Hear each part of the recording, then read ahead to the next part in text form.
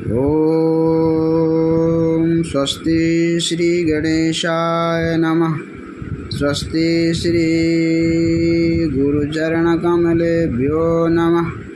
स्वस्ति श्री सरस्वत्यै नमः। ओम नमो भगवते वासुदेवाय।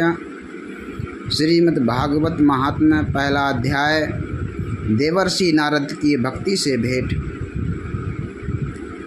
सच्चिदानंद रूपाय विश्वोत्पत्त्यादिहेतवे तापत्रय विनाशाय श्रीकृष्णाय वयं नमः। महाराज सच्चिदानंद घन स्वरूप भगवान श्री कृष्ण को हम नमस्कार करते हैं, जो जगत की उत्पत्ति, स्थिति और विनाश के हेतु हैं तथा आध्यात्मिक, आदि दैविक और आदि भौतिक तीनों प्रकार के तापों को नाश करने वाले हैं। जिस समय श्री सुखदेव जी का यज्ञोपवीत संस्कार भी नहीं हुआ था तथा लौकिक वैदिक कर्मों के अनुष्ठान का अवसर भी नहीं आया था, तभी उन्हें अकेले ही संन्यास लेने के लिए घर से जाते देख करके उनके पिता व्यास जी विरह से कातर होकर पुकारने लगे, हे बेटा, तुम कहाँ जा रहे हो।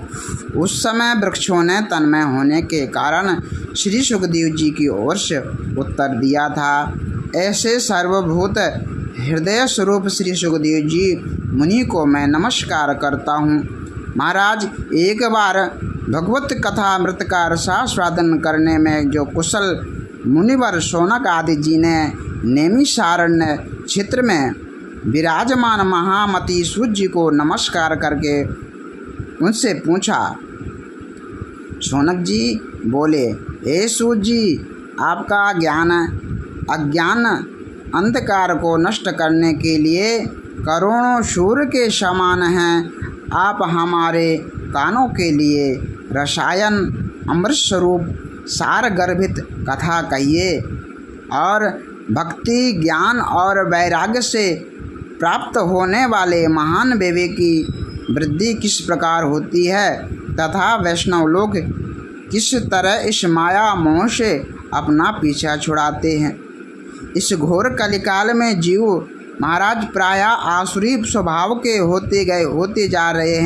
हो गए हैं, विदित क्लेशों से आक्रांत है। इन जीवों को शुद्ध देवी शक्ति संपन्न बनाने का सर्वश्रेष्ठ उपाय क्या है। सूत जी महाराज, आप हमें ऐसा कोई शाश्वत साधन बतलाइए जो सबसे अधिक कल्याणकारी तथा पवित्र कराने वालों में भी पवित्र हो, पवित्राणाम, तथा जो भगवान श्री कृष्ण की प्राप्ति करा दे। एक महाराज, चिंतामणि लोक सुखम सुरद्रो स्वर्ग संपदम प्रयक्षति गुरु प्रीतो वैकुंठ योगी दुर्लभम। चिंतामणि केवल लोकों सुख दे सकती है महाराज, और कल वृक्ष अधिक से अधिक स्वर्गीय संपदा दे सकता है, परंतु गुरुदेव प्रसन्न होकर के भगवान का योगी सुदुर्लभम, योगियों को जो दुर्लभ है महाराज नित्य वैकुंठ धाम दे देते हैं। सूर्य ने कहा, हे शौनक आदि ऋषियों, तुम्हारे हृदय में भगवान का प्रेम है, इसलिए मैं विचार कर तुम्हें संपूर्ण सिद्धांतों का निष्कर्ष सुनाता हूँ, जो जन्म मृत्यु के भय को नाश करा देता है, जो भक्ति के प्रभाव को बढ़ा देता है और भगवान की श्री कृष्ण की प्रसन्नता का प्रधान कारण है। मैं तुम्हें वह साधन बतलाता हूँ, उसे सावधान होकर सुनो। श्री सुखदेव जी ने कलयुग में जीवों के काल रूपी सर्पमुख का ग्रास होने के त्रास का आंतातिक नाश करने के लिए श्रीमद् भागवत शास्त्र का प्रवचन किया। मन की शुद्धि के लिए जिससे बढ़कर कोई साधन नहीं है। जब मनुष्यों के जन्म जन्मांतर का पुण्य उदय होता है तभी उसे इस भागवत शास्त्र की प्राप्ति होती है। जब सुखदेव जी महाराज परीक्षित को ये कथा सुनाने के लिए सभा में विराजमान हुए तब देवताओं लोग उसके पास अमृत का कलश लेकर आए। देवता अपना काम बनाने में बड़े कुशल हैं, निपुण हैं, अतः जहाँ भी सबने सुखदेव जी मुनि को नमस्कार करके कहा, आप ये अमृत लेकर के बदले में हमें कथामृत का पान करा दीजिए। इस प्रकार परस्पर विनय भी हो जाएगा, अदला बदली हो जाएगी। जाने पर राजा परीक्षित अमृत का पान करे और हम सब श्रीमद् भागवत रूप अमृत का पान करें। इस संसार में महाराज कहाँ कांच, कहाँ अमूल्य मणि तथा कहाँ सुधा और कहाँ कथा। क्व स्वधा क्व कथा लोके क्वा कांचा क्वा मणिर्महान ब्रह्मरातो विचारेवं तथा देवान जहाँ सहा। श्री सुखदेव जी ने ये सोचकर उस समय देवताओं की हंसी उड़ा दी। उन्हें भक्ति शून्य कथा का अनधिकारी जानकर कथामृत का दान नहीं दिया। इस प्रकार यह श्रीमद् भागवत की कथा देवताओं को भी दुर्लभ है। महाराज पूर्व काल में श्रीमद् भागवत के श्रवण से ही राजा परीक्षित की मुक्ति होकर के ब्रह्मा जी को भी बड़ा आश्चर्य हुआ था। जिन्होंने सत्यलोक में तराजू बांधकर सब साधनों को तोला, अन्य सभी साधन तोल में हल्के पड़ गए। अपने महत्व के कारण भागवत ही हमारी सबसे भारी रहा।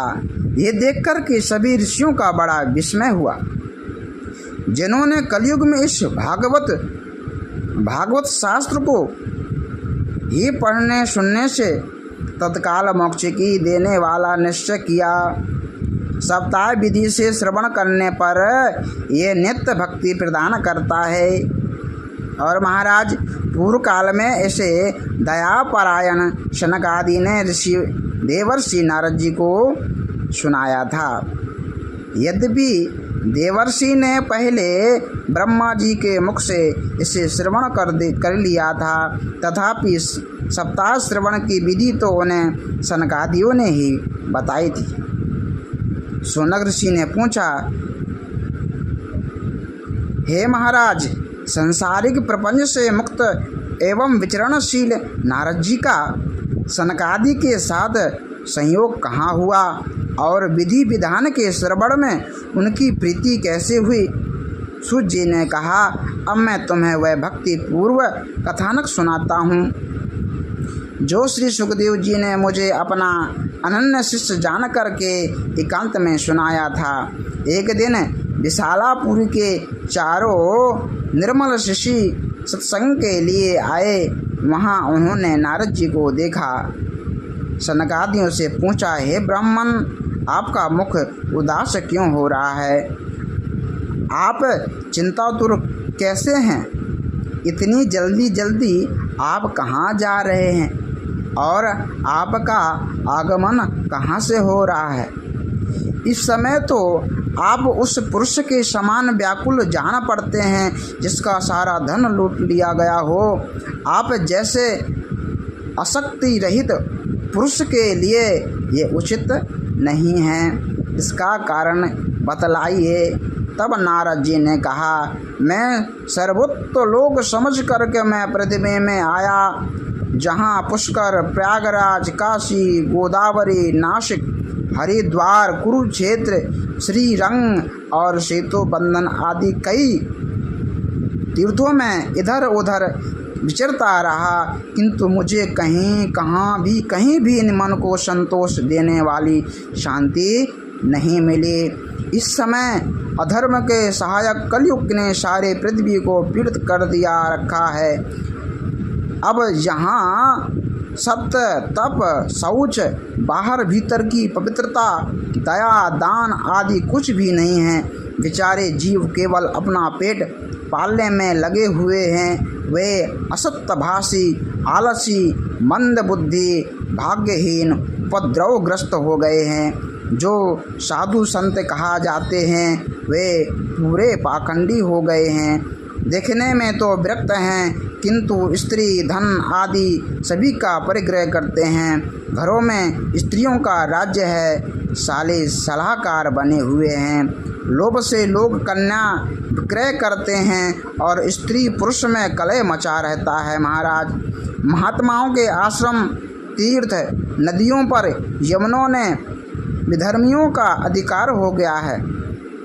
उन दुष्टों ने बहुत से देवालय भी नष्ट कर दिए हैं। इस समय यहाँ ना कोई योगी है, ना सिद्ध है, ना ज्ञानी है और ना सत्कर्म करने वाला ही है। सारे साधन इस समय कलिरूप दावा नल से जलकर भस्म हो गए हैं। इस कलयुग में सभी देववासी बाजारों में अन्न बेचने लगे हैं। ब्राह्मण लोग पैसा लेकर के वेद पढ़ाते हैं और स्त्रियां वैश्या प्रवृत्ति से निर्वाह करने लगी हैं। इस तरह कलयुग के दोष देखता और पृथ्वी पर विचरता हुआ मैं यमुना के तट पर पहुंचा, जहां भगवान श्री कृष्ण की अनेकों लीलाएं हो चुकी हैं। हे मुनिवरों, सुनिए, वहाँ मैंने एक बड़ा आश्चर्य देखा। एक युवती स्त्री खिन्न मन से बैठी थी। उनके पास दो वृद्ध पुरुष अचेत अवस्था में पड़े हैं और जोर जोर से सांस ले रहे थे। वह तरुणी उनकी सेवा करती हुई सभी उन्हें अचेत कराने का प्रयत्न करती है, तभी उसके आंगें रोने लग जाती है। वह अपने शरीर के रक्षक परमात्मा दसों दिशाओं में देख रही थी। उसके चारों ओर सैकड़ों स्त्रियां उसे पंखा झल रही थीं और बार बार समझाती जाती थी। दूसरे से यह सब चरित्र देखकर मैं कौतूहलवश उसके पास चला गया। मुझे देखकर वह युवती खड़ी हो गई और बड़ी व्याकुल होकर के कहने लगी। युवती ने कहा, अजी महाराज जी, क्षण भर करके ठहर जाइए। भो साधु क्षणं तिष्ठा मञ्चिन्तामपि नाशय दर्शनं तव लोकस्य सर्वथा घहरं परम। ए जी महात्मा जी, क्षण भर करके ठहर जाइए, मेरी चिंता को भी नष्ट कर दीजिए। आपका दर्शन तो संसार के सभी पापों को सर्वदा नष्ट कर देने वाला है। आपके वचनों से मेरे दुख की भी बहुत कुछ शांति हो जाएगी। मनुष्य का जब बड़ा भाग्य उदय होता है, भाग्योदयेन बहुजन्म समर्जतेना, तभी आपके दर्शन हुआ करते हैं। नारद जी कहते हैं, तब मैंने उस स्त्री से पूछा, हे देवी, तुम कौन हो? ये दोनों तुम्हारे क्या होते हैं, क्या लगते हैं रिश्ते में? और तुम्हारे पास ये कमल नयनी देवियाँ जो कौन हैं? तुम हमें विस्तार से अपने दुख का कारण बतलाओ। युवती ने कहा, मेरा नाम भक्ति देवी है। ये ज्ञान और वैराग्य नामक मेरे पुत्र हैं। समय के फेर से ही ऐसे ही जर्जर हो गए महाराज। ये देवियाँ गंगा जी आदि नदियाँ हैं। ये सब मेरी सेवा करने के लिए ही आई हैं। इस प्रकार साक्षात देवियों के द्वारा सेवित होने पर भी मुझे सुख शांति नहीं है। हे तपोधन, अब ध्यान देकर मेरा वृतांत सुनिए। मेरी कथा वैसे तो प्रसिद्ध है, फिर भी उसे सुनकर आप मुझे शांति प्रदान करें। उत्पन्ने द्रवणेशाहम वृद्धिं कर्णाटके गता क्वचित महाराष्ट्रे गुर्जने जीर्णाम गता। मैं महाराज द्रवण देश में उत्पन्न हुई, कर्नाटक में बड़ी हुई, कहीं कहीं महाराष्ट्र में सम्मानित हुई, किंतु गुजरात में मुझको बुढ़ापे आ घेरा। वहाँ घोर कलयुग के प्रभाव से पाखंडियों ने मुझे अंग भंग कर दिया। जो चिरकाल तक ये अवस्था रहने के कारण मैं अपने पुत्रों के साथ दुर्बल निस्तेज हो गई महाराज। अब जब से मैं वृंदावन आई हूँ, तब से पुनः परम सुंदरी स्वरूपवती नवयुवती हो गई हूँ। किंतु सामने पड़े हुए ये दोनों मेरे पुत्र थके मादे दुखी हो रहे हैं। अब मैं यह स्थान छोड़ करके अन्यत्र चली जाऊंगी। इदम स्थानम परित्यज्य विदेशम गम्यते मया। ये दोनों बूढ़े हो गए हैं, इसी दुख में मैं दुखी हूँ। मैं तरुणी क्यों, और ये दोनों पुत्र मेरे बूढ़े क्यों?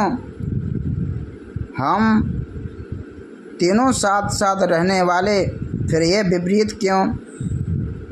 होना तो ये चाहिए कि माता बूढ़ी है और पुत्र तरुण है। माता बूढ़ी हो और पुत्र तरुण हो, इसी से मैं आश्चर्यचकित चित्त में अपने इस अवस्था पर शोक करती रहती हूँ। आप परम बुद्धिमान एवं योग निधि हैं, इसका क्या कारण हो सकता है, बतलाइए। तब नारद जी ने कहा, हे साध्वी, मैं अपने हृदय में ज्ञान दृष्टि से तुम्हारे संपूर्ण दुख का कारण देखता हूँ। तुम्हें विषाद नहीं करना चाहिए। श्री हरि तुम्हारा कल्याण करे। हे देवी। सूत जी कहते हैं, मुनीश्वरों, नारद जी एक क्षण में ही उसका कारण जानकर कहा। नारद जी ने कहा, हे देवी, सावधान होकर सुनो। ये दारुण कलयुग है ना, इसी से ये समय सदाचार, योग मार्ग, तप आदि सभी लुप्त हो गए हैं। लोग सठता और दुष्कर्मता में लगातार अगासुर बने जा रहे हैं। संसार में जहाँ देखो वहाँ सत्पुरुष दुखों से मिलान हैं और दुष्ट सुखी हो रहे हैं। इस समय जिस बुद्धिमान पुरुष का धैर्य बना रहे, वही बड़ा ज्ञानी या पंडित है। पृथ्वी क्रमशः प्रतिवर्ष शेष के लिए भार रूपी होती जा रही है। अब यह छूने योग तो क्या, देखने योग भी नहीं रह गई, और न इसमें कहीं मंगल ही दिखाई देता है। अब किसी को पुत्रों के साथ तुम्हारा दर्शन भी नहीं होता। विषयानुराग के कारण अंधे बने हुए जीवों से उपेक्षित होकर तुम जर्जर हो रही थी। वृंदावन के संयोग से तुम फिर नवीन तरुणी हो गई हो। अतः ये वृंदावन धाम धन्य है, जहाँ भक्ति सर्वत्र नृत्य कर रही है। परंतु तुम्हारे इन दोनों पुत्रों का यहाँ कोई ग्राहक नहीं है, इसलिए इनका बुढ़ापा नहीं छूट रहा है। यहाँ इनको कुछ आत्मसुख, भगवत स्पर्श जनित आनंद की प्राप्ति होने के कारण ये सोते ही जान पड़ते हैं। भक्ति ने कहा, हे नारद जी, राजा परीक्षित ने इस पापी कलयुग को क्यों रहने दिया संसार में? इसके आते ही सब वस्तुओं का सार ना जाने कहाँ चला गया। करुणामय श्री हरीश भी ये अधर्म कैसे देख जाता है। हे मुने, ये मेरा ये संदेह दूर कीजिए। आपके वचनों से मुझे बड़ी शांति मिली है। नारद जी ने कहा, हे बाले, यदि तुमने पूछा है तो प्रेम से सुनो। हे कल्याणी, मैं तुम्हें सब बताऊंगा और तुम्हारा दुख दूर हो जाएगा। जिस दिन भगवान श्री कृष्ण इस भूरलोक को छोड़कर अपने परम धाम को पधारे, उसी दिन यहाँ संपूर्ण साधनों में बाधा डालने वाला कलयुग आ गया। दिग्विजय के समय राजा परीक्षित की दृष्टि पड़ने पर कलयुग दीन के समान उसकी शरण में आया।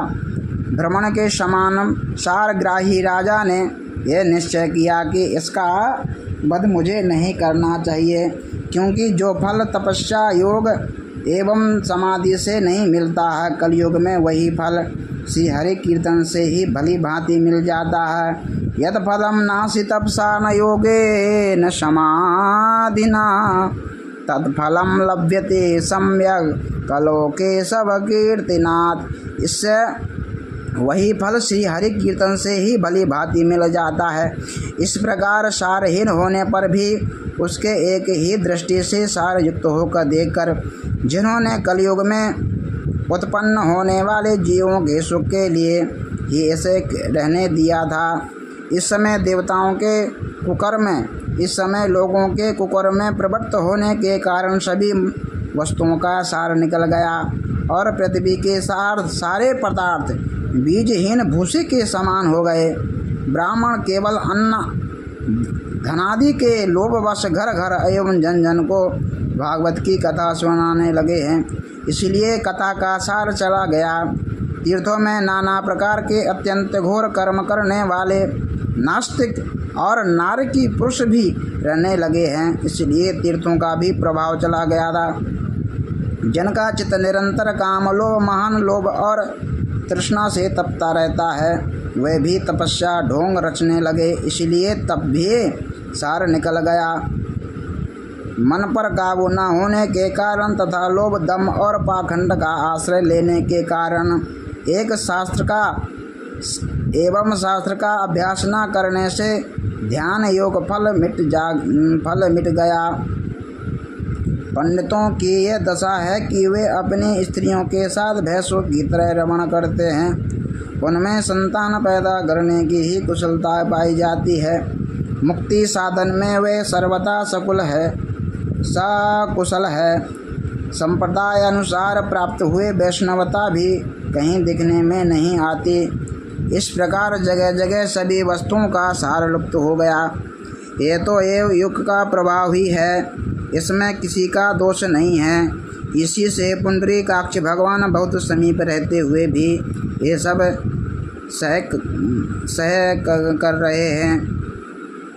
सूची कहते हैं, सोनक जी, इस प्रकार देवर्षि नारद के वचन सुन करके भक्ति को बड़ा आश्चर्य हुआ।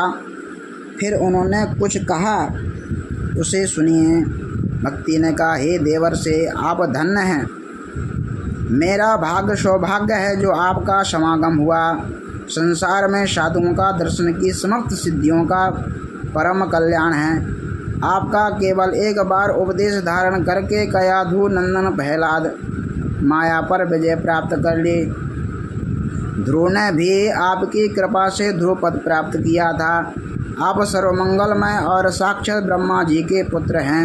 मैं आपको नमस्कार करती हूँ। जयति जगति माया यस्य कायादवस्थे वचन रचन में कम केवलम चाकलय्या ध्रुवपदमपि यातो यत्कृपातो ध्रुवयं सकल कुशल पात्रं ब्रह्मपुत्र नतास्मि।